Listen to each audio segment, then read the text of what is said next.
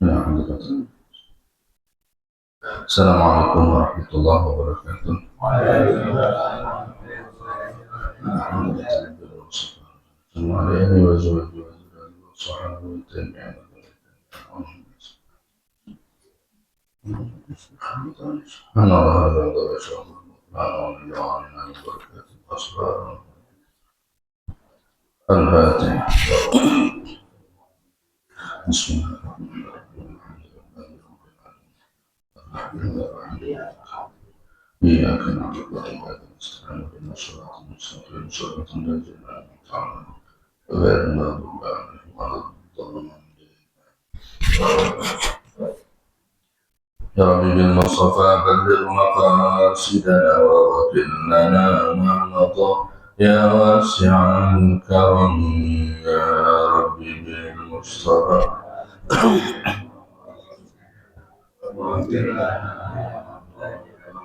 هو الحبيب الذي ترجى شفاعته لكل هول من الأهوال مقطع يا رب.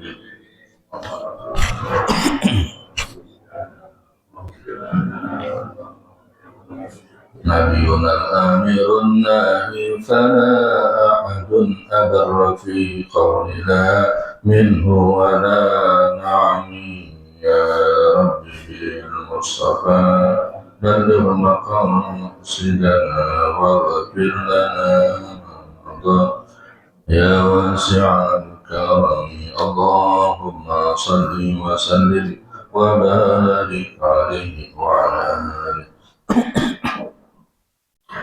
Alhamdulillah rabbil alamin wassalatu wassalamu ala asyrafil mursalin habibina wa syafi'ina wa maulana Muhammadin sallallahu alaihi wasallam wa ta'ala amin wa ala alihi wa sahbihi ajma'in. Rabbi shrah li sadri wa yassir li amri wahlul 'uqdatam min lisani yafqahu qawli saddid lisani wa qalbi bihaqqi sayyidina Muhammad sallallahu alaihi wasallam.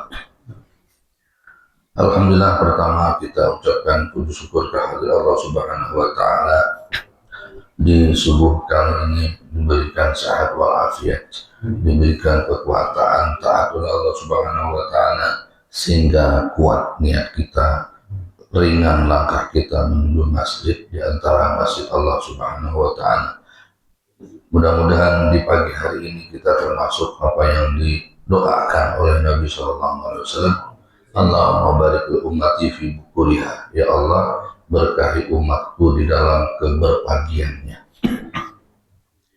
Ada orang kalau habis sholat subuh ya, tidur maka itu sial. Kenapa sialnya? Nggak dapat doa Nabi SAW. Kalau kita ketemu ulama, ketemu kiai, habaib yang alim, yang kita tahu ini orang diberkahi oleh Allah, kita minta doa bagus. Tapi ada doa yang Nabi simpan di setiap subuh, yaitu Allahumma barik li ummati fi bukuriha atau kama qala sallallahu alaihi wasallam. Ya Allah berkahilah umatku di dalam keberpagiannya. Maka Sayyidatuna Aisyah radhiyallahu anha, Sayyidah Fatimah radhiyallahu anha ya, pernah semalamnya ibadah semalaman ya, malam untuk bangun malamnya lama gitu, sehingga habis sholat subuhnya ngantuk, udah pengen tidur. Maka kata Rasulullah dibangunin, tuh lihat tuh para malaikat lagi bagi-bagi kota berkah, lagi bagi-bagi kupon rezeki, rezeki batin, rezeki zahir, rezeki ketenangan jiwa, rezeki-rezeki yang tidak tampak di mata tapi ada secara batin, itu sedang dibagi-bagikan di waktu pagi. Maka orang yang membiasakan tidur pagi habis salat subuh sebelum terbit matahari itu biasanya tuh nih, rada sial, si sial-sialnya itu penyakitan penyakitan ya. Biasanya nanti tuanya itu miskin, fakir. Nah, jadi kalau setelah asar itu waktu berkah untuk rezeki batin kata ulama. Kalau habis sholat subuh itu rezeki zahir. Ya benar juga lah, kalau setiap habis sholat subuh tidur ya 1 bulan aja ya libur kerja berarti. Untung aja cuma 1 minggu doang dijadikan tidur ya. Tapi alhamdulillah Ahad hari ini kita dimalekkan oleh Allah Subhanahu wa taala, dipilih menjadi hamba-hamba yang masuk dalam berkah Allah karena didoakan oleh Nabi Shallallahu Alaihi Wasallam. Alhamdulillah. Salawat dan salam kepada beliau dan ucapan Allahumma shalli wa sallim ala Sayyidina Muhammad. Bapak Ibu hadirin jamaah yang dimuliakan Allah Subhanahu wa taala, mau Ustaz minta hari Ahad ini kajian, saya bingung kajiannya apa, judulnya apa. Kalau biasa kan kalau kita di pondok kajian itu pakai kitab dalam artian runut serang. Ini apa yang paling cocok? Nah, susah kalau apa yang paling cocok ya. Akhirnya saya tadi malam itu istikharah aja, ya Allah bingung nih ngaji apa bahasannya, banyak kan. Apakah mau bahas tentang masalah bulan haram, dalam artian kan dalam bulan haram itu Zulqa'dah, Zulhijjah, Muharram dan bulan Rajab. Ayatnya berarti surah Taubah. A'udzubillahi minasyaitonir rajim. Inna iddatash syuhuri 'indallah 12 syahran fi kitabillah yauma khalaqas samawati wal arda minha arba'atun hurum. Sesungguhnya jumlah bilangan bulan di sisi Allah sejak Allah ciptakan langit dan bumi ini ada 12 bulan. Di antaranya 4 bulan haram. Ya. 4 bulan haram, bulan yang dimuliakan, bulan yang diagungkan. Fala tazlimu fihinna anfusakum, pada bulan 4 haram ini jangan kau zalimi diri kalian. Apa mau bahas ini atau yang mana? Akhirnya sejenak sebelum berangkat tadi saya bawa ambil tafsirnya, ternyata ini malah tafsir Yasin. Jadi pas surah Yasin ya sudah, ini ada kita bahas, ini terkait dengan cerita. Tapi sebelum itu sebelum kita masuk kepada kisah, Waalaikumsalam. Sebelum kita masuk kepada kisah dalam Al-Quran yang pastinya sangat menginspirasi bagi kita dan kehidupan kita, sedikit kita ambil tabarruk kepada bulan mulia ini, bulan Zulqa'dah, dengan ayat tadi. Waalaikumsalam. Kosong, Pak. Sebagaimana tadi difirmankan bahwasanya Allah berfirman inna iddatash syuhur, sesungguhnya jumlah bilangan bulan di sisi Allah itu 12 bulan. Jadi hitungan bulan selama 1 tahun itu jadi 12 bulan emang sudah dari sejak sononya, sudah ketentuan Allah Subhanahu wa taala. Artinya semua 12 bulan ini adalah ciptaan Allah dan nggak ada yang mengklaim kecuali Allah, dan dia suci bersih. Kagak ada istilah bulan-bulan sial. Nggak ada bulan sial, kan semuanya dari hitungan Allah Subhanahu wa taala. Kemudian apa yang dikehendaki? Kenapa Allah pilih ini kok dari 12 bulan ada 4 bulan yang haram, yang agung? Ya kenapa Allah pilih kita nggak bisa jawab, tapi yang perlu kita pahami adalah kalau ada tempat yang namanya disucikan, harus dihormati, diagungkan, maka bila ada waktu yang disucikan, diagungkan, begitu juga harus dihormati. Nah, kalau ada masjid disucikan, kita masuk ke masjid, sholat ibadah di situ. Ada lagi namanya Masjidil Haram. Artinya kita ke sana harus punya adab ketika masuk Masjidil Haram. Lalu kalau ada bulan haram, apakah begitu juga? Ya sama. Kita harus beradab mengagungkan itu bulan haram sebagaimana kita mengagungkan Masjidil Haram. Harus ada adab-adab yang kita jaga. Di antara yang penting, di antara pesan penting dari ayat ini adalah fala tazlimu fihinna anfusakum. Jangan bikin kezaliman terhadap diri kalian sendiri. Bikin zalim terhadap diri sendiri itu maksudnya apa? Jangan maksiat kepada Allah. Bahasanya begitu, jangan bikin zalim kepada diri kalian sendiri. Jangan sakiti diri kalian sendiri. Sebenarnya itu makul, ya, masuk akal. Mana ada di antara kita ini yang mau menyakiti diri sendiri? Apa enggak? Nggak ada. Nggak ada yang sengaja-ngajak mau nyakitin. Tapi sebenarnya secara tidak direct ada sering orang menyakiti diri sendiri. Seperti apa? Ketika kita berbuat jahat kepada orang lain, itu sebenarnya menyakiti diri sendiri. Kenapa? Ada feedbacknya, ada balasannya kepada kita. Enggak di dunia, pasti nanti di akhirat. Bahasa Al-Quran seperti itu. Sama juga, jangan keluarkan diri kalian dari rumah. Itu kepada orang-orang munafik di Madinah ya. Allah katakan, jangan usir diri kamu dari rumah. Mana ada orang mau usir diri sendiri. Artinya apa? Jangan bikin sebab kalian itu terusir dari rumah sendiri. Di antaranya adalah karena memerangi Nabi, akhirnya Nabi lawan, mereka pun kalah, akhirnya terusir dari rumah. Jadi di sini Allah perintahkan jangan kalian zalimi dari kalian pada bulan-bulan haram ini. Kenapa? Karena berbuat dosa di bulan haram ini lebih fatal akibatnya, berlipat-lipat ganda. Sebagaimana itu kepolisian ya, melarang kita, menjaga keamanan, melarang mencuri, melarang berbuat jahat. Kalau ada orang di luar kantor polisi berbuat kesalahan ya dihukum. Tapi biasanya kalau ada orang nyolong di kantor polisi, kira-kira ya.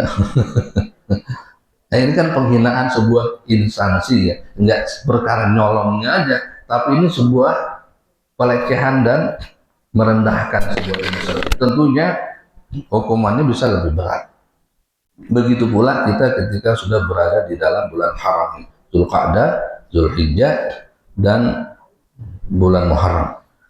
Apa persiapan kita? Tentunya ini sudah dibahas pada tahun lalu.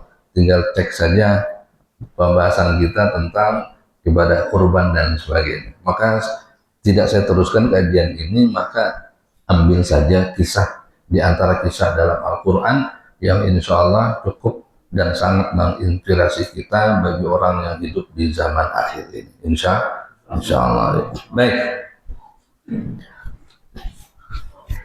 Ini surah Yasin. Surah Yasin ini sering kita baca kalau lagi tahlilan, lagi haul. Ya. Tapi kadang-kadang ada sebagian orang yang tidak mendapat pesan-pesannya langsung, padahal ini sangat penting bagi kita untuk lakukan. Yani dalam surah Yasin ini dimulai dari surah ayat ke-14 ya. A'udzu billahi minasyaitonir rajim. Wadrib lahum mathalan ashabal qaryah idz ja'ahal mursalun idz arsalna ilaihim musnaini fakadzabuhuma fa'azzazna bisalisin faqalu inna ilaikum mursalun. Bapak Ibu hadirin jamaah rahimakumullah, sebelum ini saya kasih prolog dulu, di mana mungkin atau pernah nggak bertanya, kenapa sih saya ngaji melulu gitu. Kagak jadi ustadz juga, kagak jadi kiai juga, kagak jadi ulama juga. Yang ulama udah banyak, yang ustadz jadi ustadz. Kenapa? Jadi kita di masjid cuma jiping aja, ngaji kuping. Apa sih pengaruhnya pada diri saya dan alam semesta ini? Karena kalau ini kagak dijawab, biasanya melemahkan semangat kita untuk meneruskan kajian atau menimba ilmu. Kalau anak muda, usia santri, belajar ilmu agama, mungkin kelak jadi akan jadi ustaz, jadi kiai, jadi penyampai agama. Kalau kita tua-tua begini, apa mau jadi kiai, menjadi ulama? Hadirin rahimakumullah, ya. Itu yang akan kita jawab pelan-pelan dari ayat ini.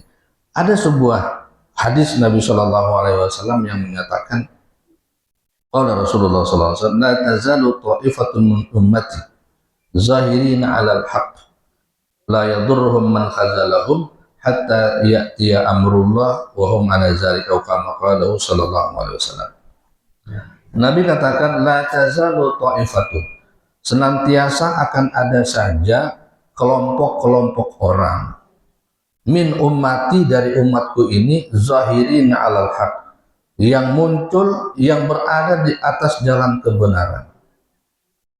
La yadurruhum man khazalahu, enggak ngaruh bagi mereka apakah mereka harus disakiti, dikucilkan, didukung atau tidak didukung, bahkan dihambat perjalanan mereka, mereka tetap akan berada di dalam atas jalan kebenaran. Bahasa kasarnya nih, kalau bahasa kekinian kita, senantiasa akan ada orang-orang yang bela agama, senantiasa akan ada orang yang perhatian dengan agama, senantiasa akan ada orang yang mau ngaji ilmu agama ini.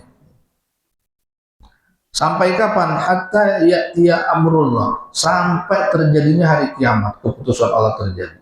Wahum ala zalik, mereka akan senantiasa dalam jalan dan sikap seperti itu. Jadi kalau kita baca hadis ini, alhamdulillah, mudah-mudahan kita termasuk orang Taifah tadi yang senantiasa berada di jalan-jalan kebenaran. Apa maksud dari apa yang disampaikan dan pengaruhnya kepada dunia Islam?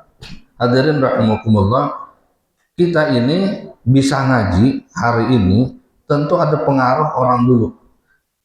Artinya kita melihat bagaimana perjalanan orang-orang tua kita, sehingga karena kita melihat ada orang ngaji, akhirnya kita di masa ini juga mau ngaji.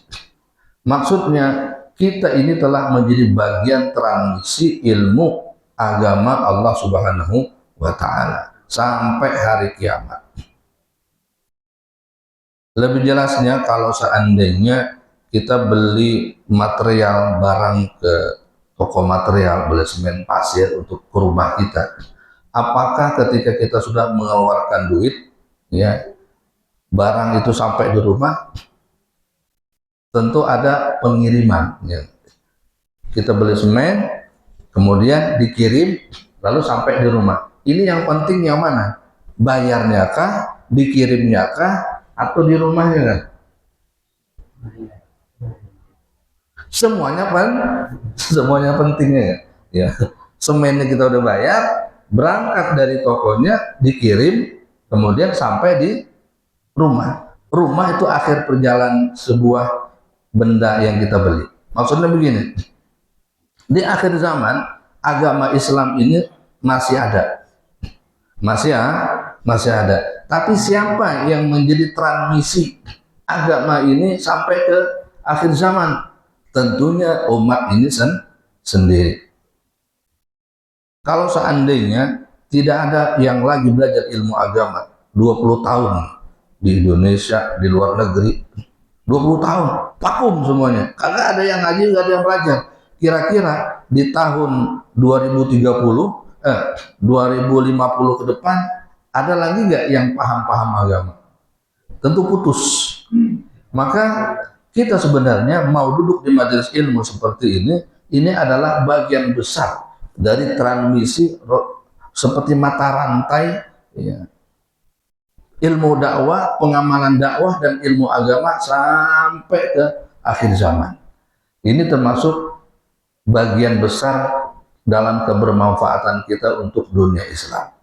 Maka ketika kita duduk seperti ini di majelis, ini kelihatannya santai, enteng, ya, nggak ada ngaruhnya sama alam Islam, nggak ada ngaruhnya sama keluarga langsung, padahal ini sangat berpengaruh. Anak kita yang mungkin tertidur di rumah, atau ada anak-anak muda yang saat ini mungkin belum paham betapa pentingnya ilmu agama, mungkin mereka melihat biasa saja orang tuanya ke masjid, tapi belum ikut. Tapi itu sebenarnya secara alam bawah sadar mereka akan masuk bahwasanya orang tuanya ngaji, maka insya Allah anaknya juga nanti di masa yang akan datang juga ikut ngaji. Jadi secara tidak langsung sudah mentransmisi ilmu ini agar nanti di turunan kita di bawah bisa jadi mereka menjadi kelompok orang yang mendukung, menyambut ajaran Imam Mahdi dan ajaran Nabi Isa alaihissalam sebagai penutup Nabi yang belum diutus. Tapi bukan penutup risalah kenabian, karena risalah kenabian sudah ditutup oleh Rasulullah Shallallahu Alaihi Wasallam. Bapak Ibu hadirin rahimakumullah, maka menjawab apa yang tadi bisa dikatakan di awal, apa manfaat kita ngaji ini? Jadi sebenarnya adalah tidak saja sebagai manfaat secara pribadi, tapi manfaat untuk alam keislaman, yaitu menjadi salah satu transmisi mata rantai besar agar Islam ini sampai ke akhir zaman. Lalu apakah fungsi secara besar tadi itu ada contohnya?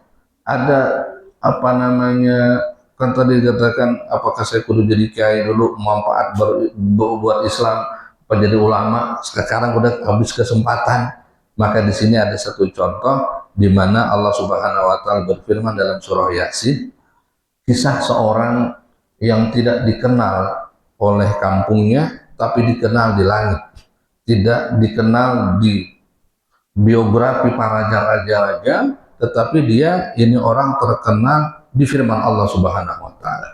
Bayangkan dari berapa miliar manusia yang telah lahir di dunia ini, sejarahnya tidak dicatat di sejarah para raja, tapi dicatat justru dalam Al-Quran. Nah, ini luar biasa, di mana Allah Subhanahu wa taala menceritakan wadrib lahum mathalan ashabal qaryah iz ja'ahal mursalun. Daraba yadribu itu memukul. Nah, kata Syekh Mutawalli Sya'rawi, ini cerita sebenarnya memukul. Kalau memukul kayu sama kayu, kira-kira yang membekas itu yang mana? Yang dipukul atau yang memukul? Tentu yang lebih kuat. Kalau seandainya kayu memukul batu, maka yang kalah kayunya bukan batunya. Maka wadrib lahum, kata-kata daraba ini kata Syekh Mutawalli Sya'rawi untuk orang yang sejenisnya. Jadi kayu dipukul sama kayu. Nah, manusia dipukul oleh manusia baru berasa. Dalam artian di sini bukan pukul fisik, tapi pukul mental. Artinya diberikan cerita yang memukul batin mereka agar mereka mudah ingat. Di mana bisa katakan wadrib lahum masalan ashabal qaryah. Pukul mereka dengan sebuah cerita agar mereka bisa ingat. Tentang apa? Ashabal qaryah, sebuah wilayah, dalam tafsir disebutkan Antakya, wilayah Antakya. Ini wilayah orang-orangnya udah pada bejat semua, nggak kenal agama, zalim, kehidupannya duniawi bebas. Maka Allah katakan izja'ahal mursalun, pada saat itu kami utus mereka para rasul, dua orang para rasul dikirim. Itu di zaman Nabi Isa alaihissalam. Arsalna ilaihi musnaini fakadzabuhuma fa'azzazna bisalisin faqalu inna ilaikum mursalun. Pada saat itu Nabi Isa alaihissalam atas perintah Allah mengirim dua utusan untuk dakwah di wilayah tersebut. Arsalna ilaihi musnain, kami kirim dua orang utusan untuk menyampaikan agama. Tapi apa? Fakadzabuhuma, mereka mendustakan, enggak terima, wah dicaci dimaki dan sebagainya. Kenapa?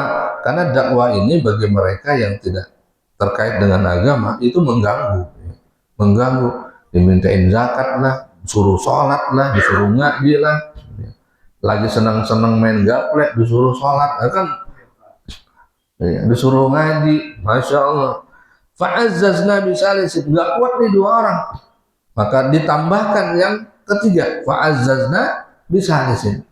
Faqalu inna ilaikum mursalun. Lalu para rasul yang utusan dai-dai tadi, mereka mengatakan inna ilaikum mursalun. Kami ini memang utusan, disuruh menyampaikan agama.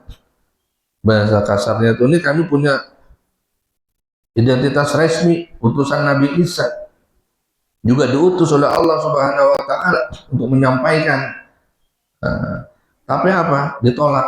Bahasa kitanya adalah kamu orang mana-mana ya? Iya, ini kan kita udah lama di sini. Kamu dakwah kemari, datang dari mana? Ya, bawa agama, bawa penyampaian. Biasanya ditolak karena memang merasa dia bukan orang kampung situ, tahu-tahuan nyampaikan agama. Qalu ma antum illa basyarum misluna wa ma anzala rahmanu min syai'in in antum illa takzibun. Lah kata mereka, kagak ada itu mah. Ya. Kalian itu sama dengan kita, makan, minum. Apa yang melebihkan kamu dengan kami? Apa yang menyebabkan kami harus ngikutin kalian?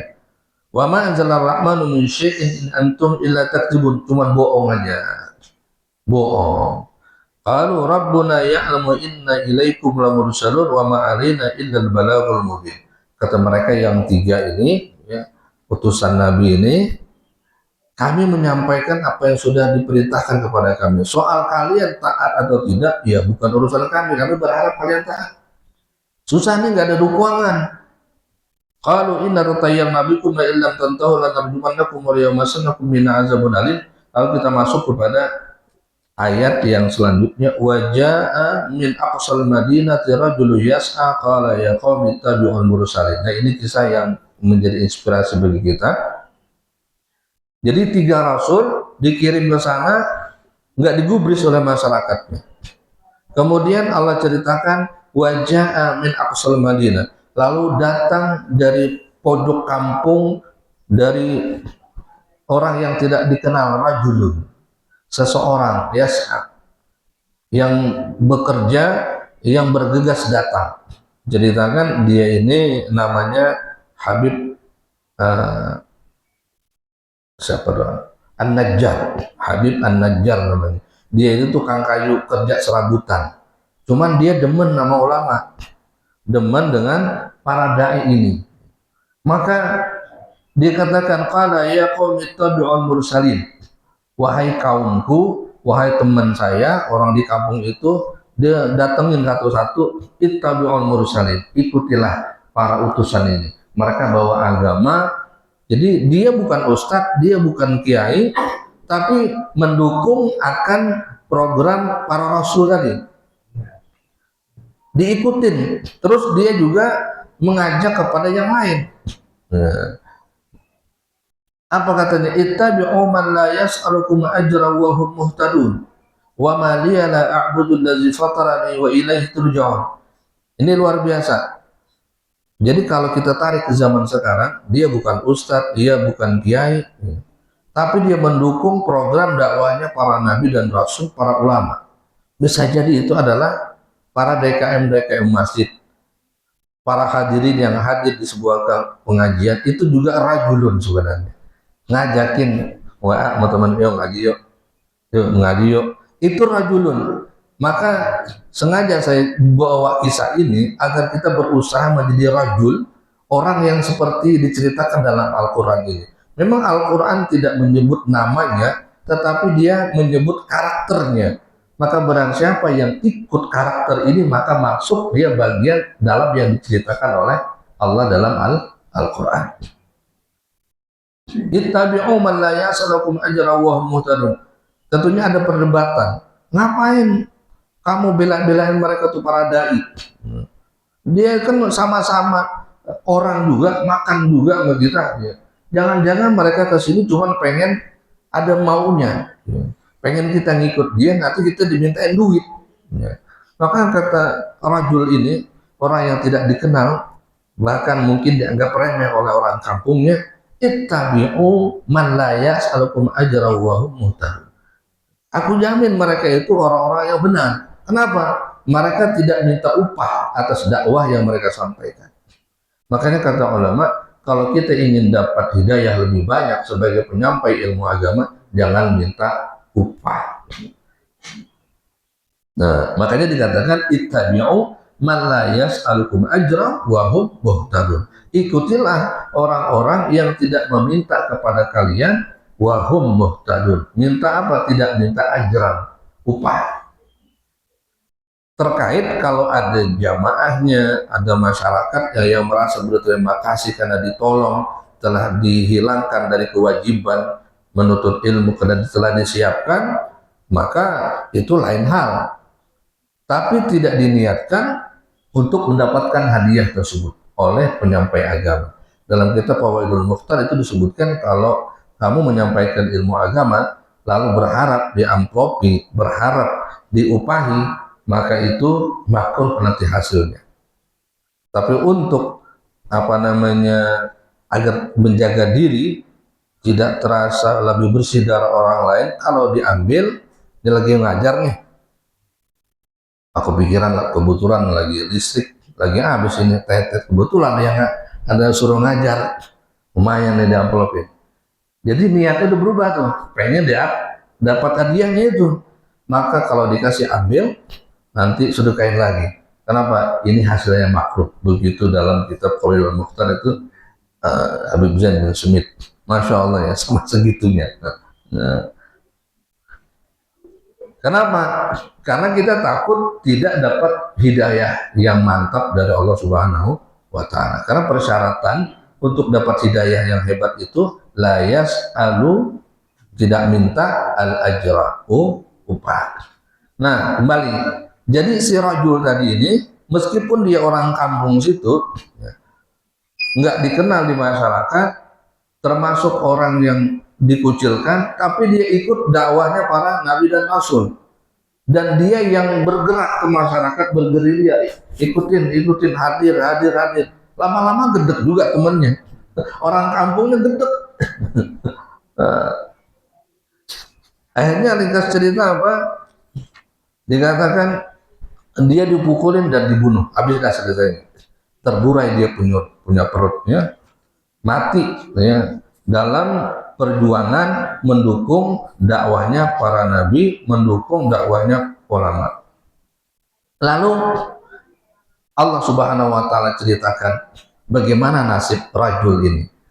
Di dunia nampaknya emang tragis, ya. Mati, nggak dihormatin, dibuang. Tapi ternyata Allah ambil sifat orang ini, menjadikan cerita agar orang sepanjang zaman hingga akhir zaman bisa mencontoh tipe orang ini. Akhirnya apa? Begitu mati, Allah katakan apa? Qila dukhulil jannah. Orang yang mati ini masuklah kamu ke dalam surga. Disambut sama Allah. Ini bukan hadis lagi ceritanya, ayat langsung. Yang wajib kita yakini kebenarannya dan seharusnya menginspirasi kita di saat-saat kita lemah mau ngaji ini. Mau hadir pengajian, langsung males banget rumahnya gitu.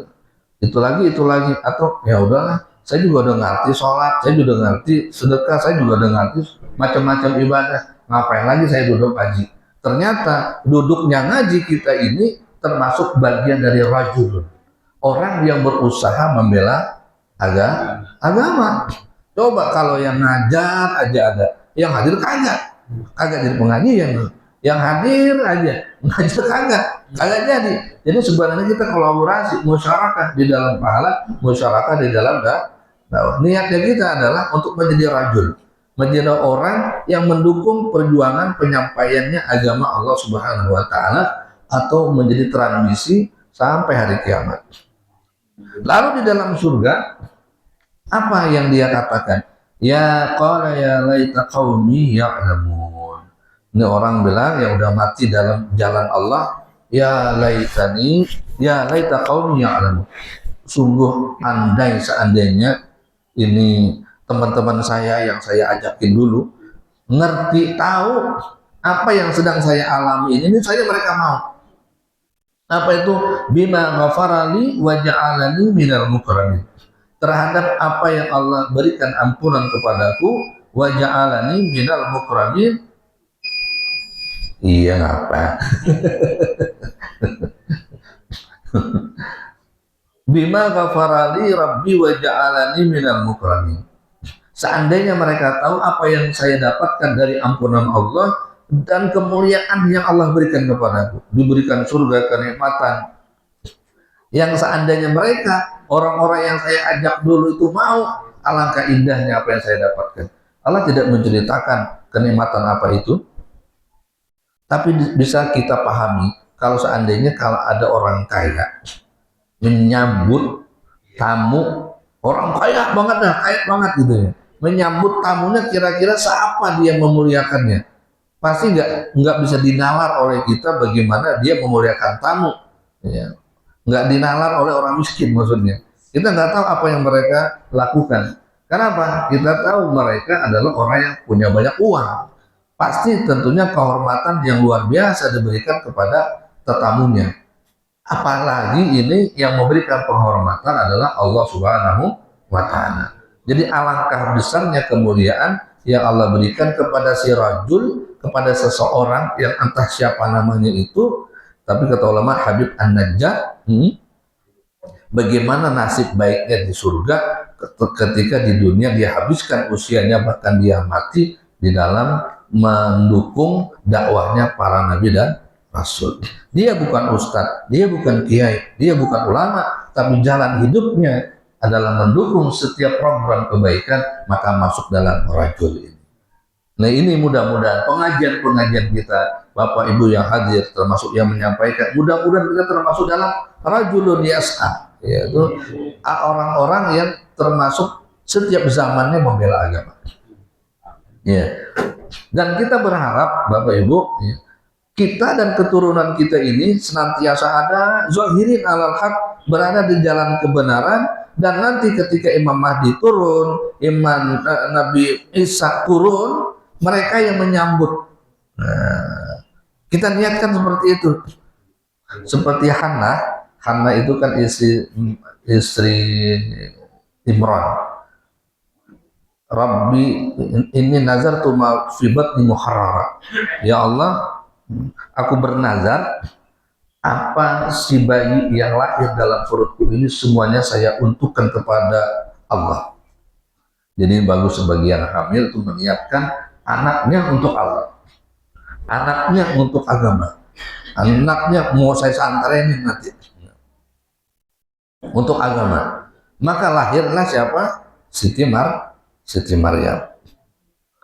Jadi dalam perut sudah diniatkan. Maka dikatakan oleh Nabi Shallallahu Alaihi Wasallam, innamal a'malu binniyat wa innamal likulli imri'in ma nawa. Segala amal perbuatan itu bergantung niatnya, sahnya dan sempurnanya. Wa innamal likulli imri'in ma nawa, dan bagi seseorang mendapatkan apa yang ia niatkan. Nah, ini yang kita garis bawahi lagi. Jadi setiap niat itu biasanya kita akan mendapatkannya. Jadi kita niatkan, kita dan keturunan kita mudah-mudahan bisa nanti menjadi pendukung dakwah terus-terusan sehingga sampainya Nabi Isa alaihissalam dan Imam Mahdi. Ini udah akhir zaman.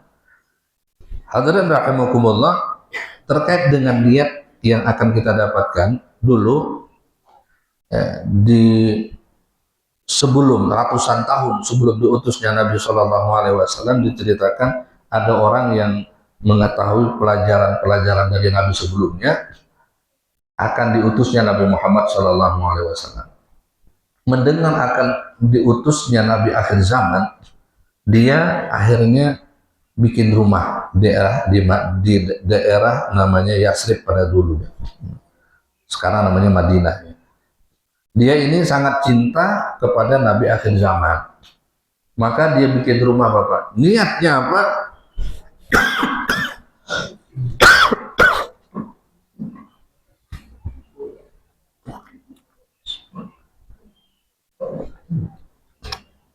Niatnya dia bikin rumah agar nanti jadi tempat Nabi Muhammad Shallallahu Alaihi Wasallam.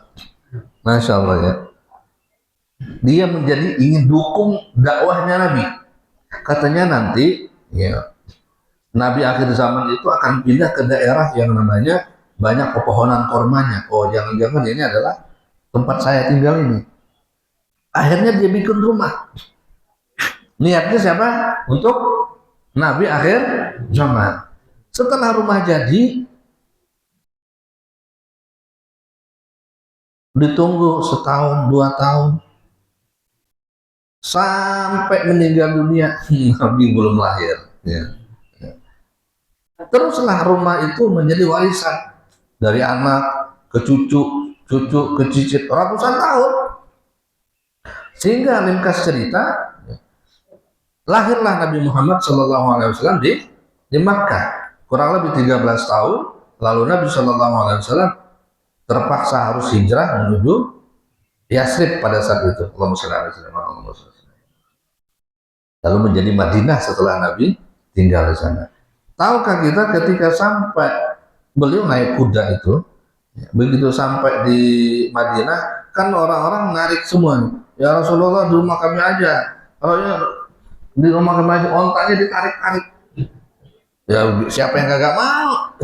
Nabi yang datang ke rumah. rebutan. Kata Rasulullah, khalli sabil fa innaha ma'mura, atau kama qala Rasulullah. Kata Nabi apa? Biarkan dia jalan sendiri. Karena ini kontak udah diprogram. Dia tahu di mana dia harus berhenti. Ringkas cerita, berhentilah di suatu tempat. Di rumah Abu Ayyub Al-Ansari. Hanya beliau menginap di situ. Tahukah? Itu rumah Abu Ayyub Al-Ansari tadi rumah siapa? Rumah yang dulu 100 tahun lalu yang diniatkan pemiliknya untuk ditempati Rasulullah Shallallahu Alaihi Wasallam. Luar biasa. Ternyata betul kata Nabi Sallallahu Alaihi Wasallam, innamal a'malu binniyat wa innama likulli imri'in ma nawa. Setiap seseorang mendapatkan apa yang ia niatkan. Memang dia tidak bisa bertemu Rasulullah, tapi niatnya sampai. Kan niatnya bikin rumah buat di tempatnya Rasulullah. Tidak persyaratkan saya harus ketemu Nabi ya, tapi niatnya sampai. Maka Bapak Ibu hadirin rahimakumullah, kalau lagi hamil, kita niatkan itu anak kita yang dihamilkan ini semoga menjadi untuk agama. Insya Allah nanti begitu lahir dia condongnya ke agama aja. Tapi kalau dilihatkan bahwa nanti anak saya lahirnya namanya jadi pemain bola, udah tuh, udah otomatis udah tuh. Jadi emang dari awal niatnya kita punya anak buat apa? Ya Pak Ustadz, saya udah menopos ini. Apa gimana? Doain buat putra putri kita, generasi kita ke bawah. Dan ini pentingnya kita pasang niat.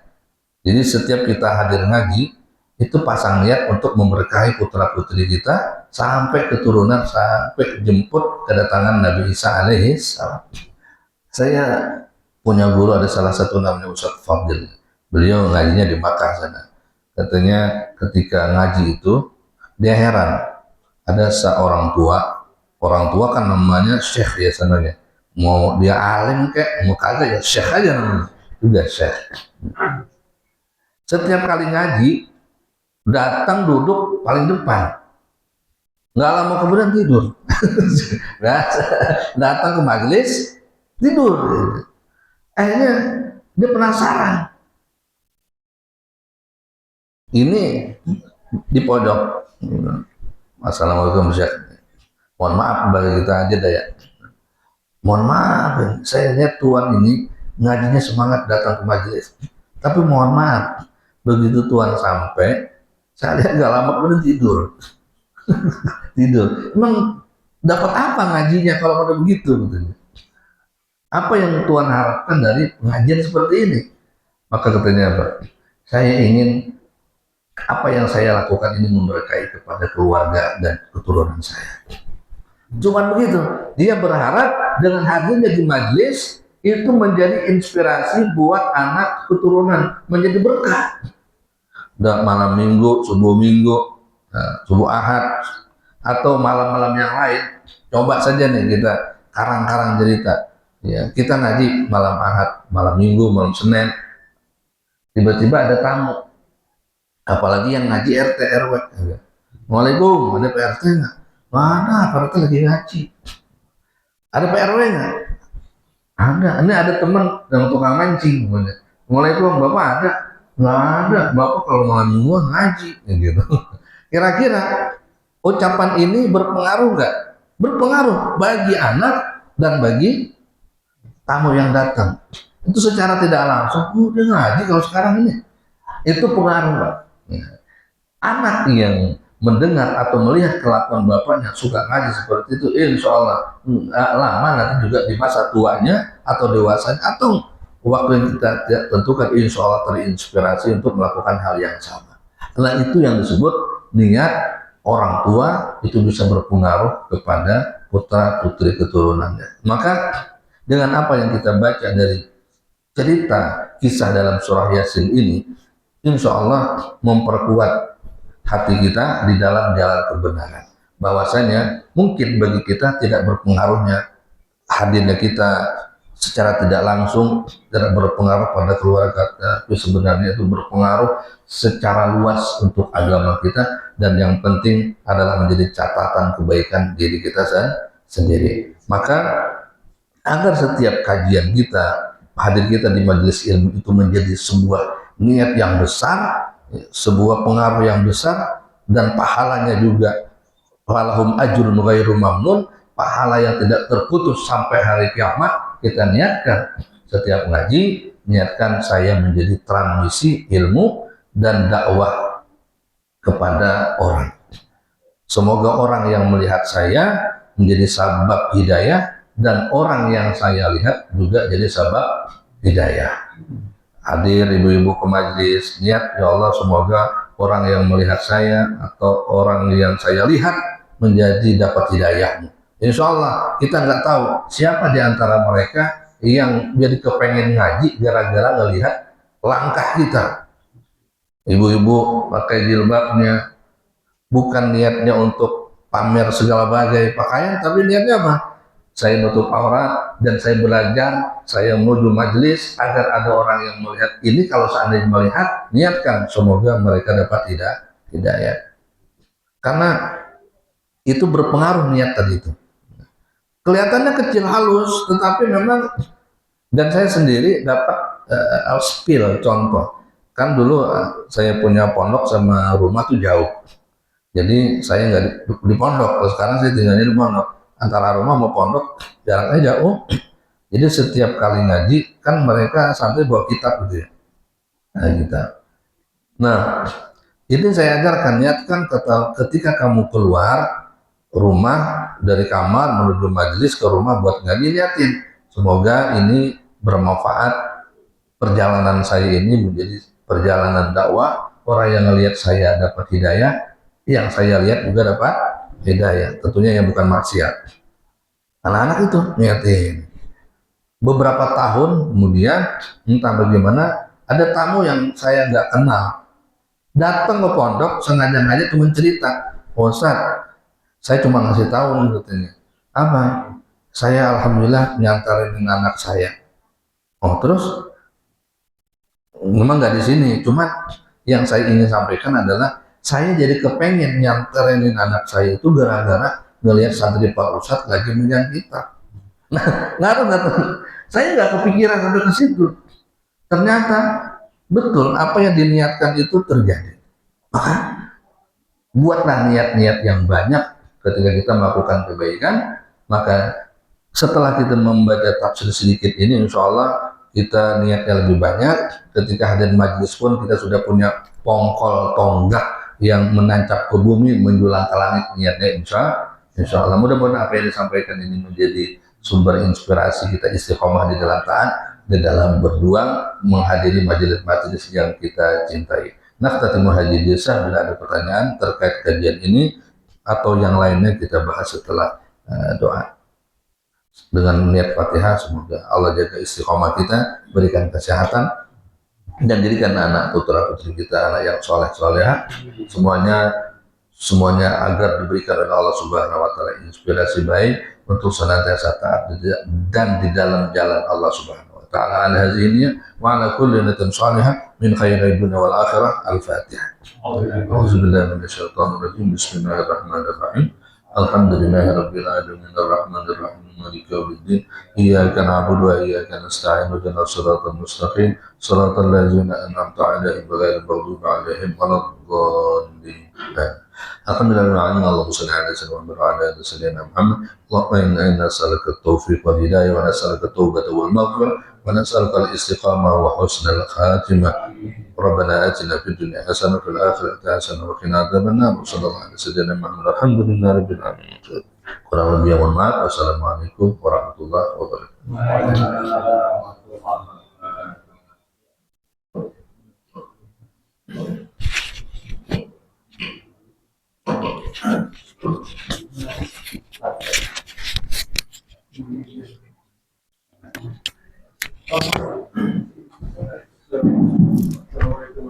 Waalaikumsalam. Oh ya. Kalau saya sih insya Allah sudah menjalankan proses meditasi. Niat saya itu bukan mencari pahala, tapi mencari sehat. Ada kebetulan, alhamdulillah, saya ada sebenarnya kita kalau biasanya buat nanti buat saya Oh iya, itu berjalan maka itu agak baik itu. bagian baik. Ya sayang. Kata Nabi SAW, subuh tasimu salatlah kalian akan dapat sehat. Jadi manfaat di antara puasa itu kan Allah kasih kesehatannya. Nah, jangankan orang-orang Islam, orang-orang di luar Islam saja, sekarang sudah ada puasa yang 18 jam, 16 jam gitu. Ya, tapi sama itu kan, puasa dari saya itu manfaat itu dari dunia. Tapi niatin puasa sunnah itu apa? Ittiba Nabi SAW. Ingat ketika puasa Senin, Nabi itu ditanya, ya Rasulullah kenapa engkau puasa? Kata Nabi, itu hari lahir saya. Pernah nggak niat kita puasa hari Senin, niatnya untuk menghormati hari lahir Nabi SAW? Wah, itu lagi. Saya puasa Senin untuk mengenang hari lahirnya Nabi dan juga ittiba kepada beliau. Hari Kamis, kenapa kita puasa sunnah? Nabi bilang, karena hari Kamis itu diangkat amal, aku suka puasa dalam keadaan diangkat. Aku suka diangkat amalanku itu dalam keadaan puasa. Jadi udah bagus puasanya, niatnya perlu ditambahin.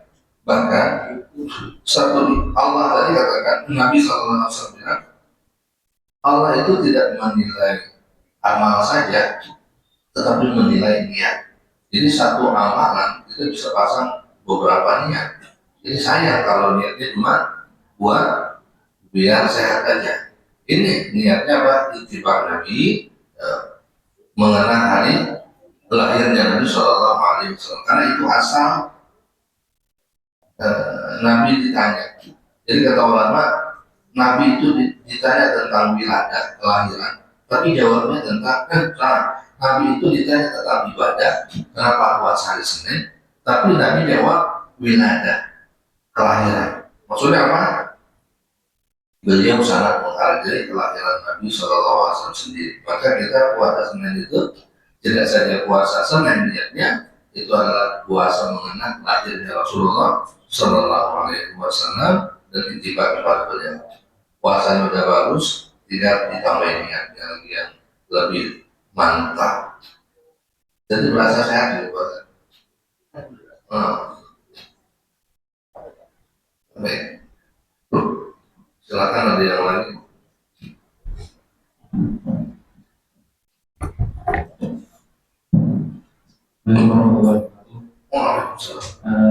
Tadi Pak Ustadz menyampaikan terkait bagaimana setelah kita sekarang paham. Nah, yang ingin saya tanyakan adalah sebenarnya sebagai orang tua itu kewajiban mendidik anaknya itu sampai sebatas mana? Maksudnya apa ada perbedaan untuk anak laki-laki dan anak perempuan? Itu yang pertama. Terus yang kedua, sampai kapan? Apakah sampai akhir balik? Ataukah sampai menikah? Atau selamanya? Karena kan yang fase itu kan beda-beda. Misalnya kalau masih kecil mungkin disuruh apa atau diajak kemana itu akan ikut belajar. Tapi nanti selama makin dewasa itu mereka akan cenderung, kalau saya mikirnya itu kayak bapak ini kuno, bapak ini apa gitu. Jadi pendidiknya itu kan berbeda. Apakah memang kita harus mendidik sampai selamanya atau seperti apa itu? Ya, terima kasih. Katakan dalam Al-Quran itu memang innama amwalukum wa auladukum fitnah. Sesungguhnya harta dan putra putri kalian itu adalah ujian besar dari Allah Subhanahu wa Ta'ala. Fitnah. Dalam kitab Iyyah bilang anak-anak itu dari 0 tahun sampai 7 tahun itu pewangian rehanatuk.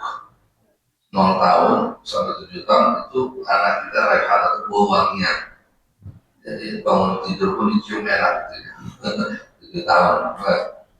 Ini umur segini dicium itu lain pokoknya. Kemudian dari 7 tahun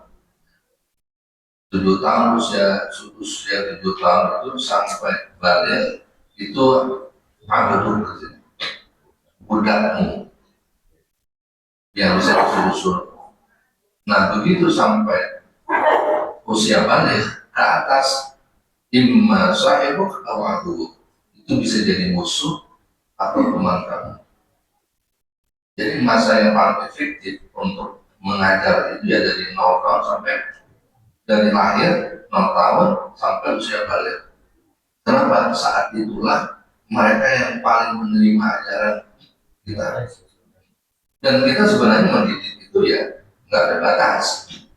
Cuma fase yang paling efektif itu. Karena kita, apalagi dia tidak, kita apalagi dia masih di rumah kita tanggung kehidupannya itu, kita tetap memantau sebagai orang tua. Tapi fase yang paling efektif kewajiban itu ya sampai usia balik. Dan disitulah nanti setelah usia balik, imma aduh, anak itu jadi musuh kita, disuruh pegang mola juga tentang kita semua, atau dia menjadi sahib teman baik dalam kehidupan. Jadi pastinya apa yang tahu. Jadi jangan berharap mereka bernalar seperti yang kita inginkan. Kalau dari 0 tahunnya kita nggak tanam. Jadi kita katakan orang tua akan kehilangan anaknya ketika dia membiarkan didikan dari 0 tahun sampai 15 tahun. Artinya kehilangan apa? Nggak bisa mengontrol anak lagi, karena dia sudah punya pikiran sendiri. Ya itulah kadang-kadang semi kegagalannya banyak orang tua nggak nyadar dia menyia-nyiakan pendidikan dari 0 tahun di rumahnya. Maka penelitian itu kan mengatakan kalau ditemukan orang sudah belajar ilmu agama baik dipondokkan, tapi ternyata di pondok malah judi, di pondok malah macam-macam gitu ya, pelanggaran, bully orang dan sebagainya. Nah, kenapa ini? Ternyata usut punya usut di 0 tahun ini. Nah, sampai usia balik yang masa didikan rumah tangga anaknya itu begitu didikannya.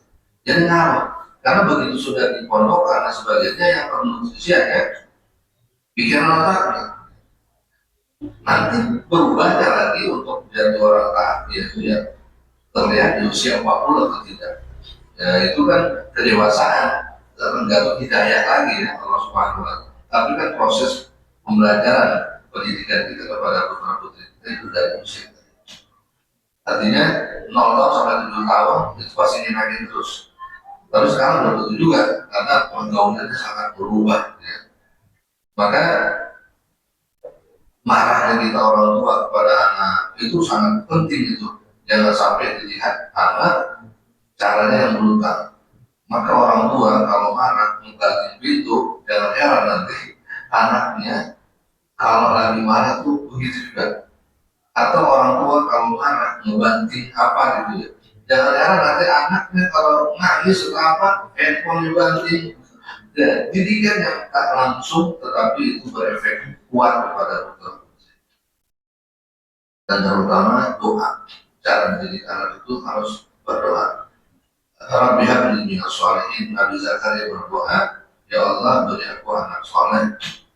Hasilnya keluarnya Nabi Yahya. Jadi doa terus-terusan itu didikan penting juga menjaga. Karena kita tidak cukup panjang tangan untuk menjaga putra putri kita, maka jaga mereka dengan doa.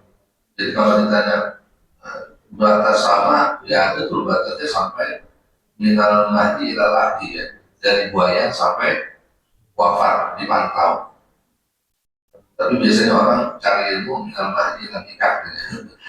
Dari buaya sampai menikah, begitu nikah kelar pengajian. Enggak. Baik, saya simpulkan kembali. Jadi masa pendidikan itu yang kewajiban, yaitu yang betul-betul berfungsi bagi kita ya usah dari 12 tahun. Tapi kewajiban, maksudnya manfaatnya, ada kewajiban orang tua yang sepanjang hidup kita pantau mereka. Karena kita yang punya gen menasab kepada mereka. Tapi batas kewajiban kita itu sampai usia mereka banyak. Tapi tentunya meskipun demikian, orang tua tetap memberikan nafkah ya. Wah, kamu udah balik nih kewajiban kamu sendiri. Jangan ilmu, saya dari kasih ongkos lagi. Bisa di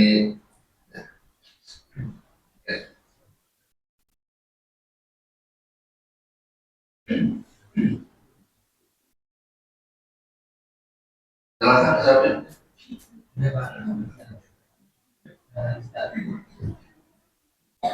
Ngobrol aja ngobrol.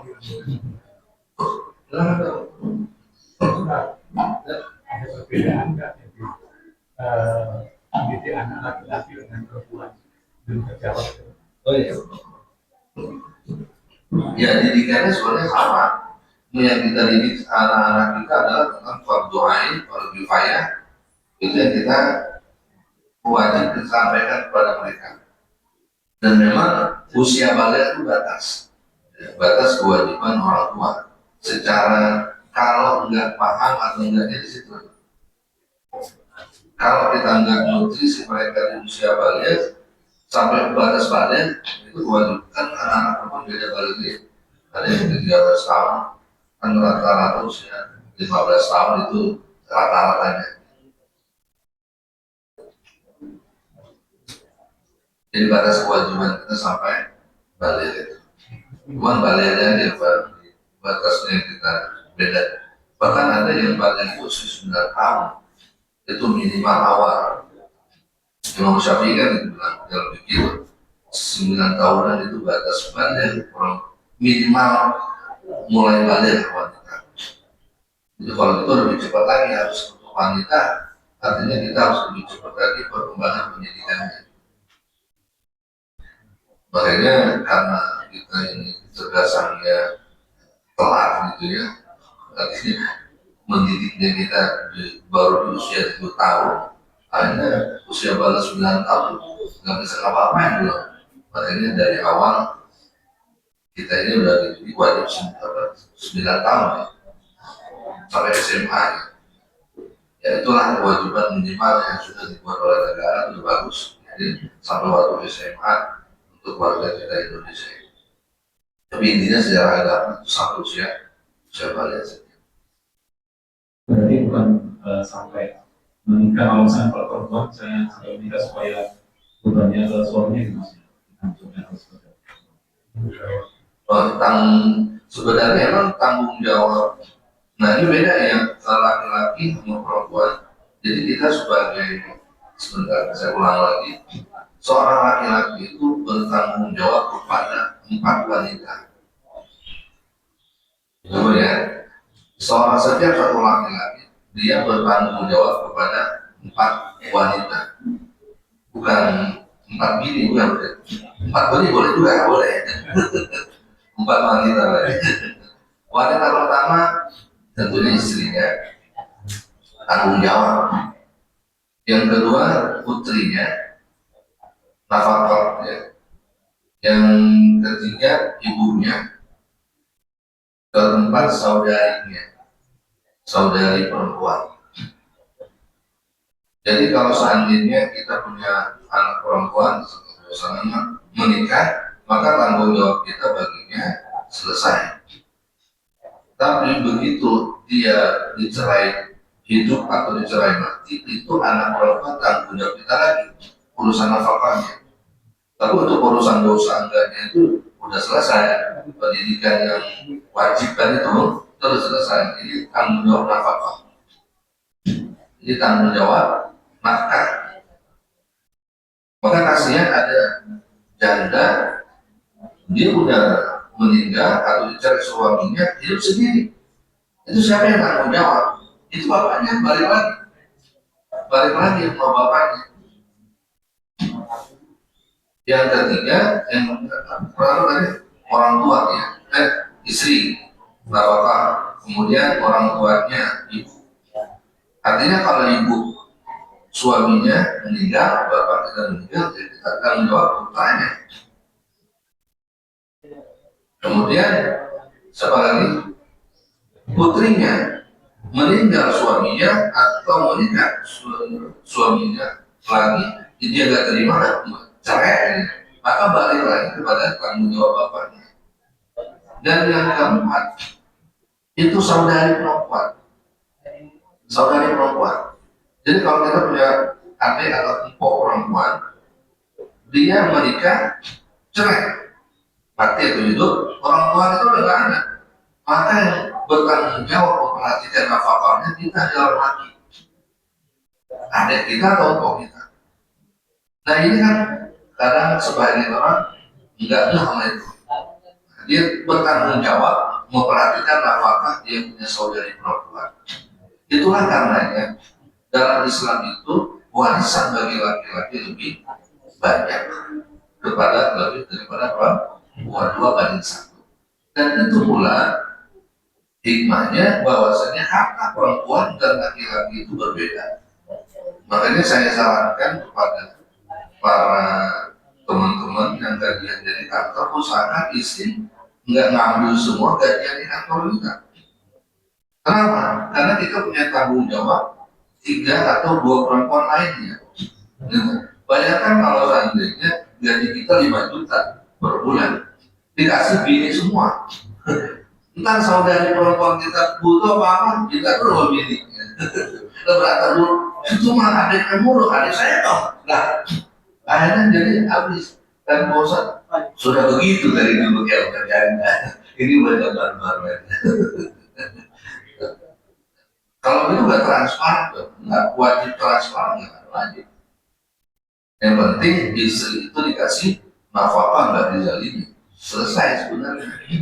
Nggak harus pegang semua suami, duit suami. Kan ada yang bilang duit suami mah duit istri mah duit istri. Mereka kan.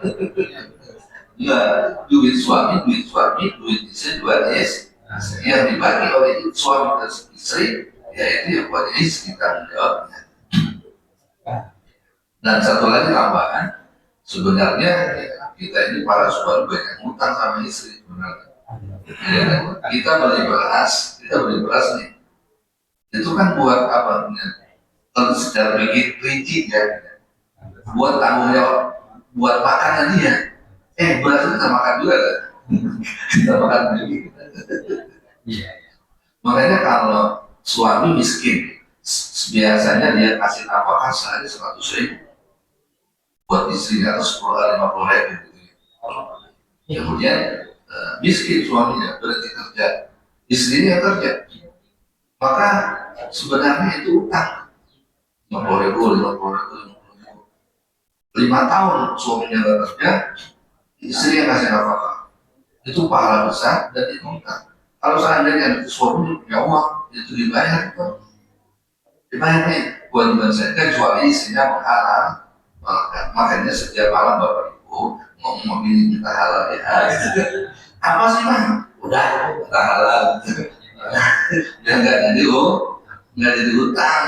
Karena dikatakan yughfaru lisyahidi kullu dzambin illa ad-dain. Diampunkan bagi orang yang mati syahid seluruh dosanya kecuali utang. Makanya ini nggak ada bahasa utang lebih. Jadi panjang jawabannya. Masya Allah. Oke, ayo aja Mbak.